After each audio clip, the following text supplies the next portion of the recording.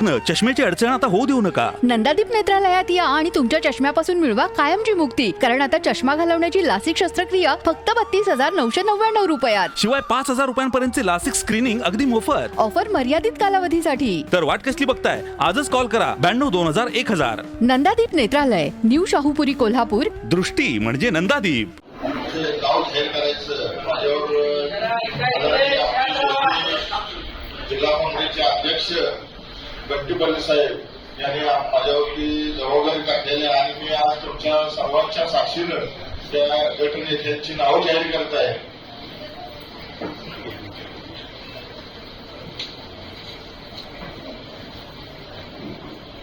कोल्हापूर जिल्हा परिषदेसाठी एकनाथ महादेव पाटील यांची